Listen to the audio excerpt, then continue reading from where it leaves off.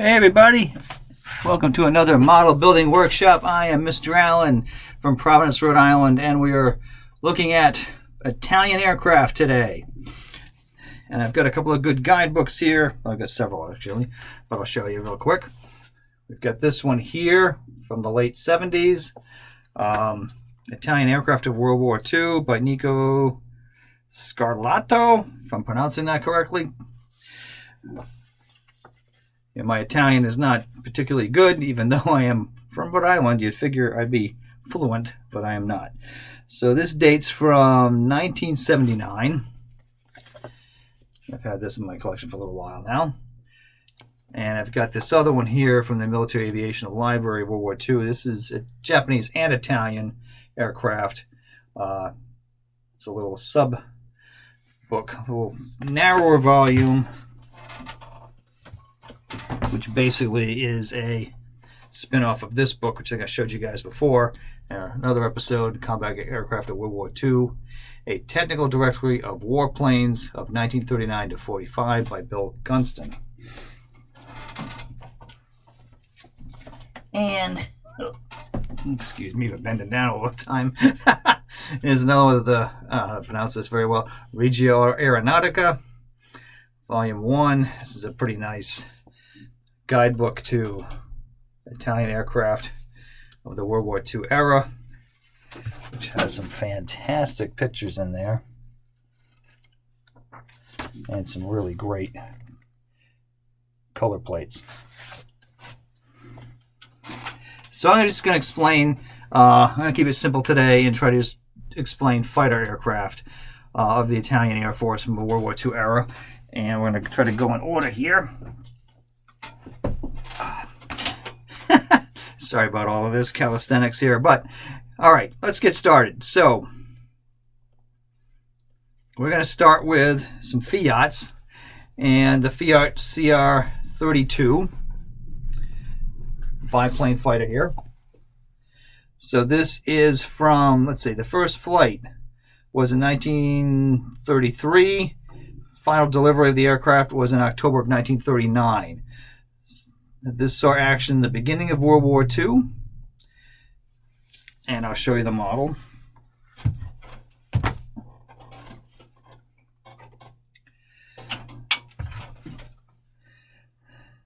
This is a supermodel kit. It's been in my collection for a while now. So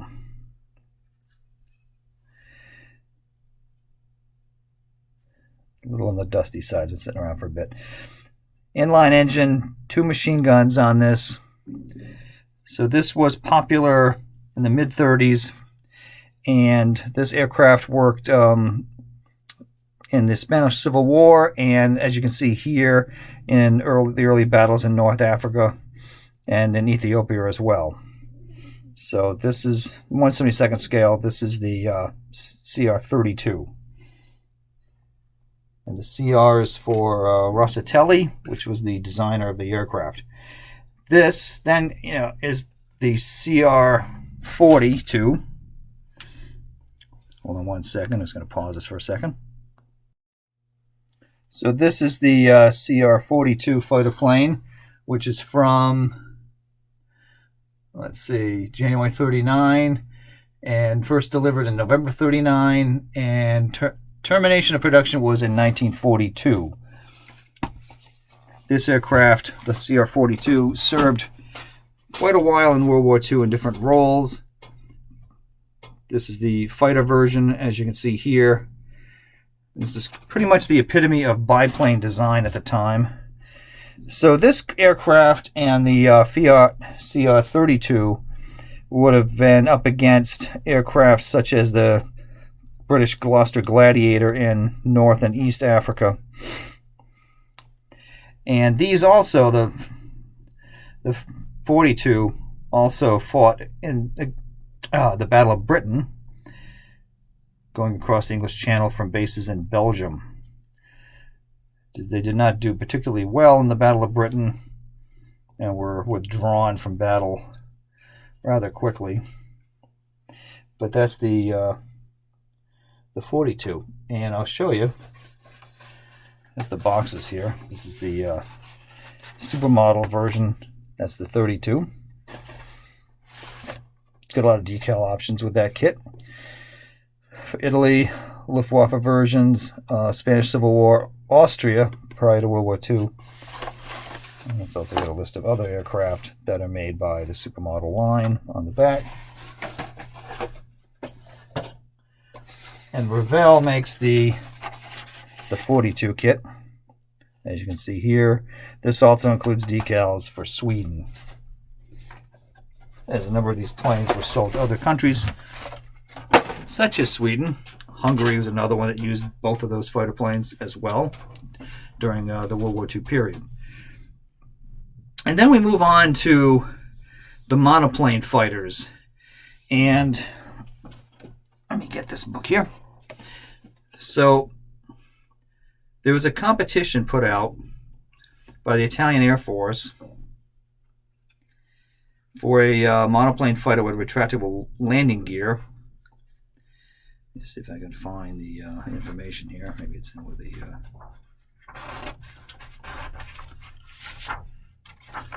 Yeah, it's always the page that's stuck.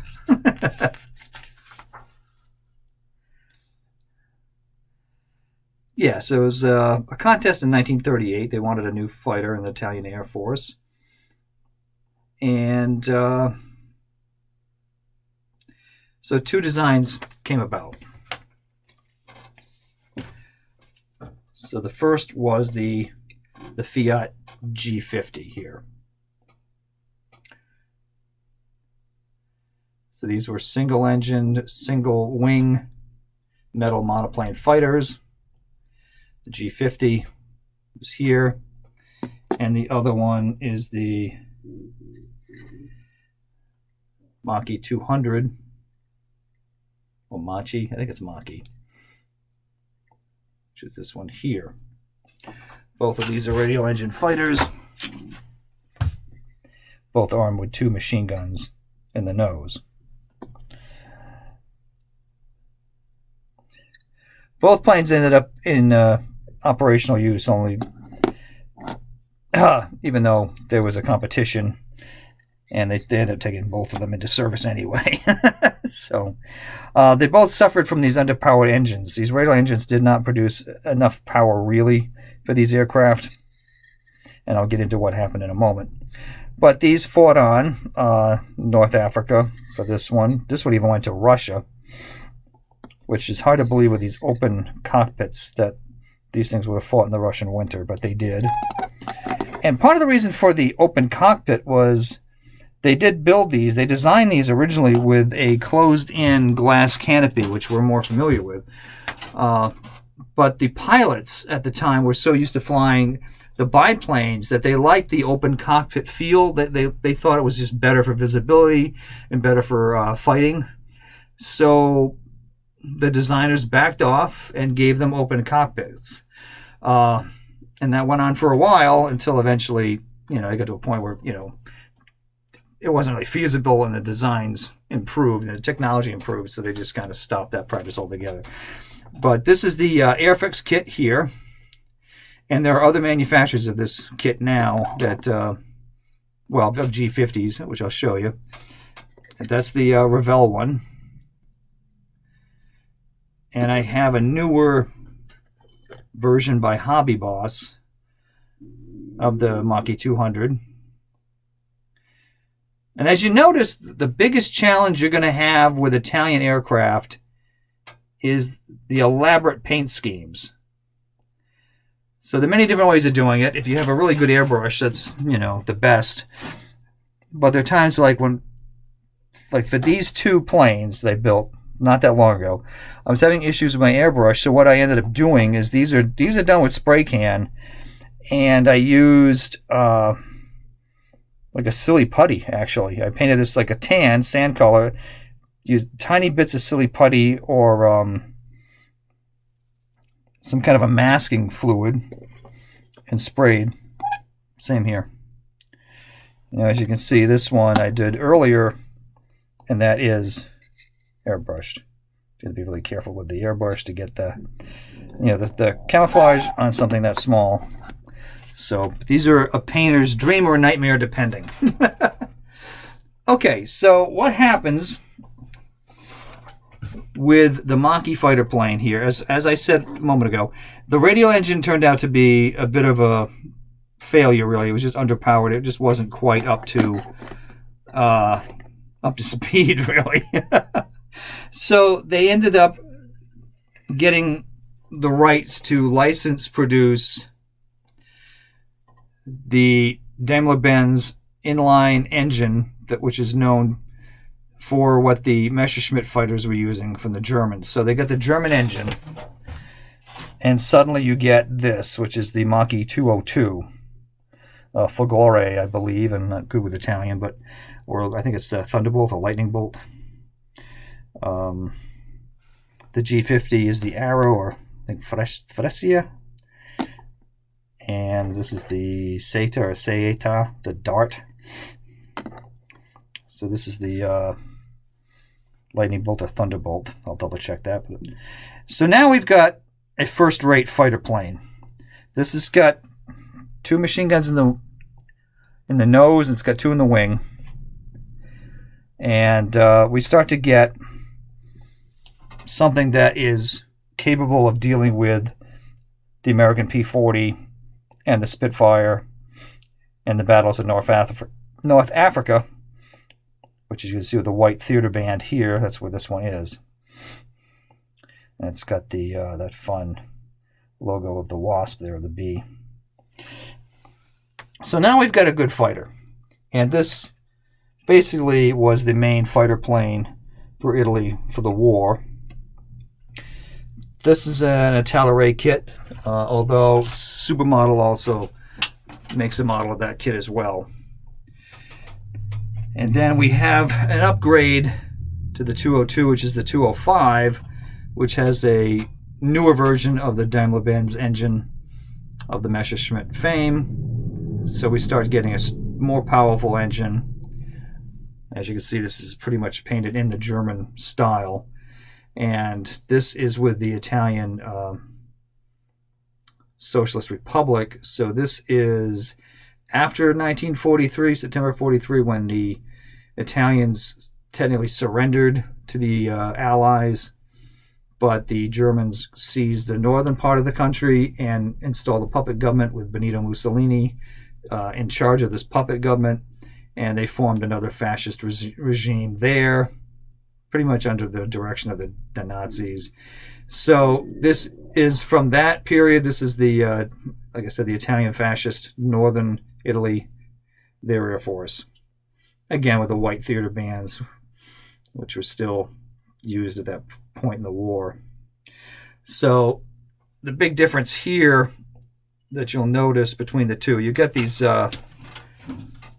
wing cannon now, which is not on the 202, and you also have these other air intakes or filters down underneath the engine there by the propeller. You'll see that. Those are the quick ways to spot the differences with the 202 and the 205. And another aircraft company that was involved here is, I think it's Reggiane, and this is the 2000 Falco. This plane was rejected by the Italian Air Force, actually, and was pretty much marketed for overseas sales. So this plane was used mostly by nations like Hungary, which took a lot of these, and in some cases the Hungarians installed like other engines in these to make them souped up versions, and they were used on the Eastern Front. The Italians did grab a few and use them in the defense of Sicily, which is what this one is. Some of these were tested out to be possible carrier-based aircraft for the Carrier Roma, that whole project, which didn't come to light, but I think some of these we tested out for that purpose. And yeah, so that's the 2000. Sweden also took possession of these. I think I've got one of those over here. Yeah, I do. in a 1/48 scale. So here's a Swedish version in a 48 scale. This is by, I think Smir was the name of the company, out of I think Czechoslovakia, with the big Swedish markings, which are kind of attractive, although it retained the Italian sand and spinach, as it was nicknamed by the British, camouflage scheme, which is more apt for the desert theaters than it is for Sweden, but there it is, and these served on for a while with the Swedish Air Force.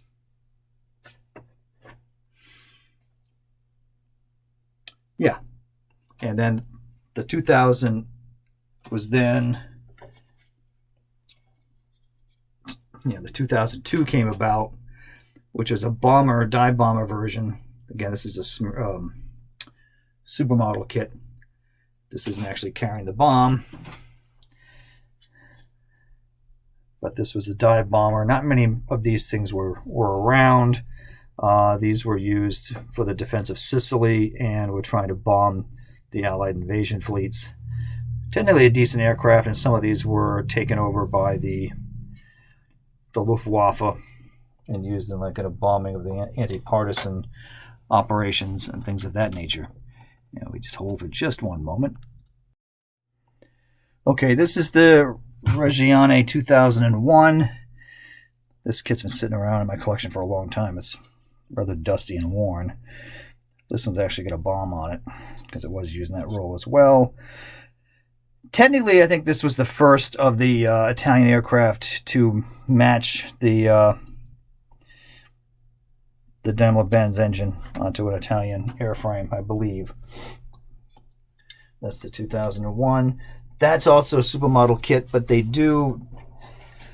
Sword has now put out a version which I'm eager to try, and this is a nice 2-in-1 kit which has the 2001 and a Spitfire. This is the Battle for Malta set, which looks like it'd be a lot of fun.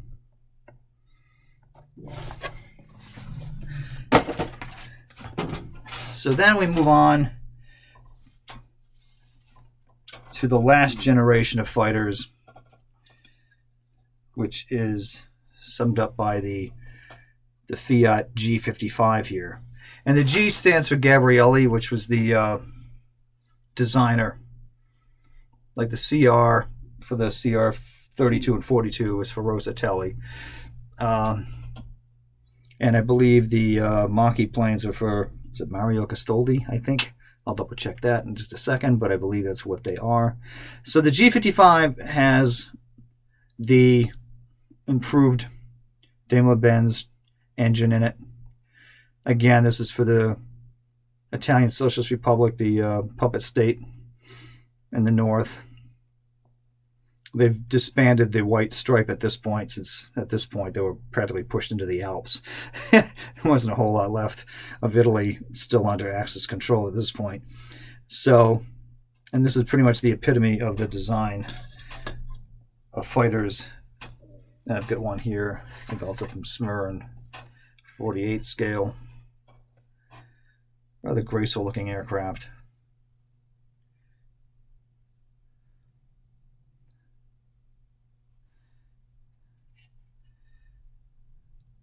The Smir kits are kind of fun to build, but the detail is a little bit lacking. But you get the idea of the kit, though. They're kind of fun looking, but they're not up to the quality of, say, like Hasegawa or something of that nature. So this is the Fiat G55 kit. This is the G55S. It's got the torpedo. This is an experimental design that the Italians are working on, I think, in a sense, to try to knock out Allied invasion ships. I don't think this got into operational use, though. And you can see on the box art some of the other aircraft in that line. They do make a lot of bombers as well. And let me show you some other stuff here. Okay, so the G50 is the old Airfix one, which I've built this many times.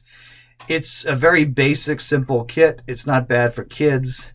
But as you can see, you paint it up and it doesn't look bad at all, considering the detail is sparse, but it's not bad looking. It's all about the paint. Carefully put those over there. It's got thud. This is the Reggiane 2005. This is the last series of fighters with the G55 to come out. Very few of these were in production and operating in 1943. At the time of the surrender, these were trying to, believe they were trying to defend Rome at this point, or Sicily. I think what there were of them were trying to defend the Italian homeland.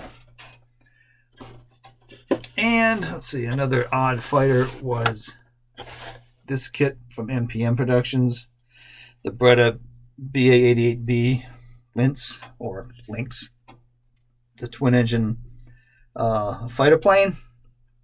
This is an oddity, this kit, and looks like it could be interesting to build. MPM can be complicated, so I'm cautious about proceeding with a kit like this, but we'll see how it goes.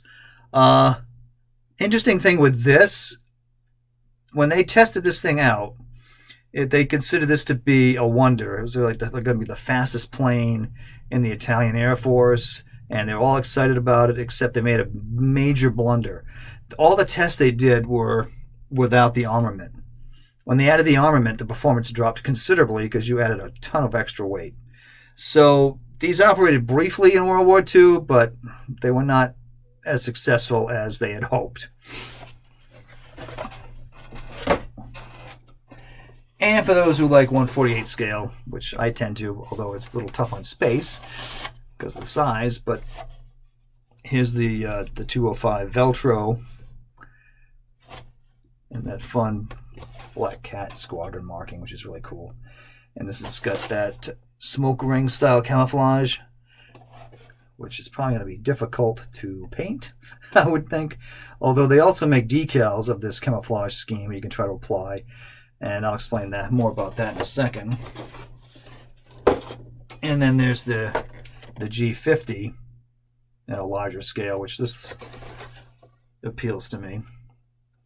And again, the Black Cat Squadron. Notice that's showing up again. And this is a combination of Hasegawa, but I think the original modes come from this company called Sector. So we'll see how this goes at some point when I crack that box open and try to build it. And quickly, there are a few different sets of paint for the Italian Air Force. This is one from Life Color. So that is a quick look at Italian fighters, although I do have one more. This is the Special Hobby Fiat Cr-25. It's a heavy fighter. It's supposed to be an escort fighter for flying transports across the Mediterranean Sea. Was what this is built for. I think they were looking at something like the Messerschmitt 110 escort fighter concept, I believe. And here's the kit here. Now, this was not an easy kit to build at all. Special Hobby tends to be a lot of work. There's a lot of resin pieces, and I had a number of issues with it, I'll be honest. I had difficulty getting the individual propeller blades that are in resin to sit on the block there. I ended up getting replacement propellers from another kit, completely a very different kind of kit to fit on there just to make something happen. There was supposed to be a turret on top. Not all of them had it because some of these were converted to transports and the turret was removed, but the turret was, in my mind, impossible to put together, so I did not do that version. And you can see the camouflage, which is kind of cool looking. In this case, I actually used this is a decal. This is a decal sheet, and you cut and put that on there, which was maddening to say the least. But I wanted to try and see how it would work. It does work, but it takes a lot of work and a lot of decal setting solutions to get that to really conform and do what it's supposed to do. Let's put it this way. I built this when I was recovering from surgery a few years ago. Being a kind of a captive audience, I just kept slugging it out with this model, but it was definitely a challenge. So that's the CR-25. So there's a very quick overview of Italian fighter craft from World War II. I hope you enjoyed this episode, because I certainly had fun building these, and look forward to seeing you guys real soon. All right, take it easy and stay safe out there.